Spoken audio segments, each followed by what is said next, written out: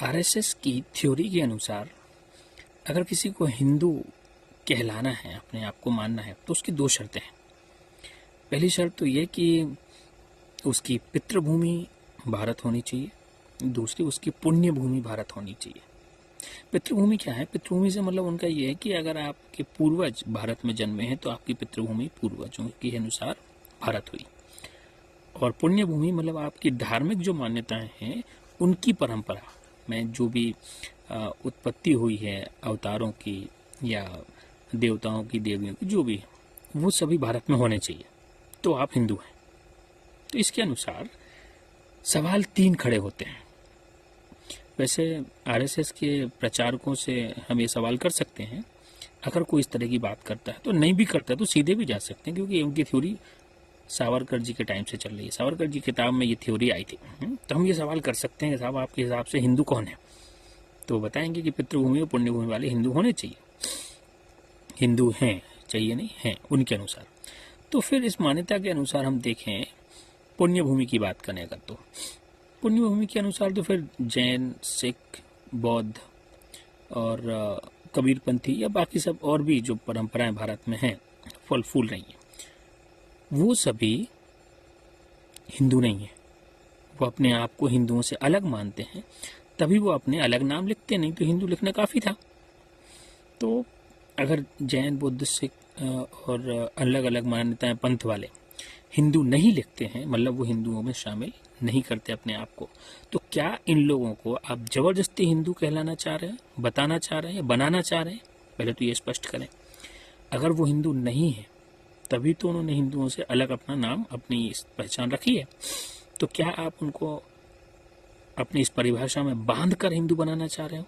पहला सवाल। दूसरा, पितृभूमि की बात करें तो पितृभूमि यह कहते हैं कि उनके पूर्वज भारत में जन्मे होने चाहिए, तो आपकी पितृभूमि है। भाई साहब इसलिए क्योंकि आरएसएस में बहनों के लिए, बेटियों के लिए कोई जगह नहीं है, सिर्फ भाई साहब ही रहते हैं वहाँ। तो भाई साहब से पूछिए कि लाल कृष्ण आडवाणी साहब कराची में जन्मे, मुकेश अंबानी साहब अमन में जन्मे, यमन। फिर मित्तल परिवार से आदित्य मित्तल साहब यूनाइटेड किंगडम, ब्रिटेन में जन्मे। तो जब ये लोग जन्म ले चुके तो इनकी 4-5 पीढ़ियों के बाद ये लोग उनके पूर्वज कहलाएंगे। और ये पूर्वज तो भारत में पैदा हुए नहीं, भारत के बाहर पैदा हुए। तो फिर इनके वंश में जो भी बच्चे आने वाले हैं वो हिंदू कहलाएंगे या नहीं? दूसरा सवाल कि जो भारत के बाहर जन्मे हैं उनकी वंश परंपराएं, वो लोग हिंदू रहेंगे या नहीं रहेंगे? तीसरा सवाल बहुत ही गंभीर है उन लोगों के लिए जो बुद्धि रखते हैं, हम और आप जैसे लोग। ये आरएसएस से जुड़े लोगों के लिए नहीं है, क्योंकि वो और बुद्धि दोनों बिल्कुल कॉन्फ्लिक्ट होता है, वो बहुत दूर का रिश्ता है, उनमें कभी बैठती नहीं है। फिर भी उनसे आप पूछ सकते हैं कि अगर आप 10वीं पास भी होंगे तो आपने विज्ञान पढ़ी होगी, और अगर आपका विज्ञान में यकीन है तो ये बात आपसे की जाए, और नहीं है तो नहीं करते। तो पहले उनसे पूछ लीजिए कि विज्ञान में यकीन रखते हैं कि नहीं। अगर उनके हाथ में स्मार्टफोन होगा तो ऑब्वियस वो विज्ञान में यकीन रखने वाले होंगे। उसी पे तो ये सब दुकानदारी चल रही है उनकी अल्टीमेटली। तो आप उनसे पूछिए कि अगर आप विज्ञान में यकीन रखते हैं तो हमारा विज्ञान कहता है कि होमो सेपियंस, जो हम सबकी प्रजाति है जीव जगत में, उसकी उत्पत्ति तो दक्षिण अफ्रीका में, अफ्रीका महाद्वीप में हुई।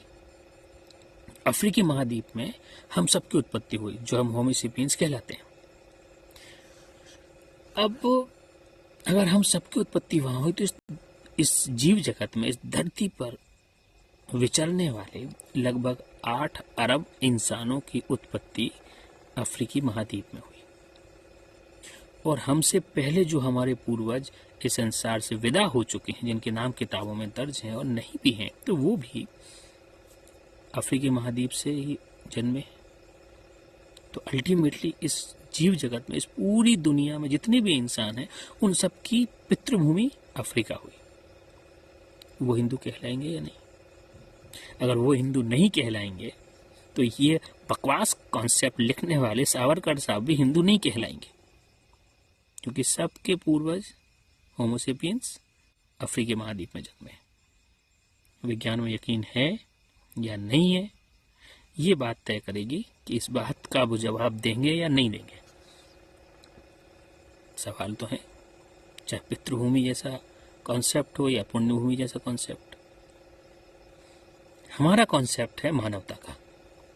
कोई भी धर्म, कोई भी राष्ट्रवाद यदि मानवता के विरुद्ध है तो वो सब मूल से पाखंड है, चाहे धर्म हो चाहे राष्ट्रवाद, मानवता के खिलाफ पाखंड है। सवाल तो बनते हैं, पूछिए।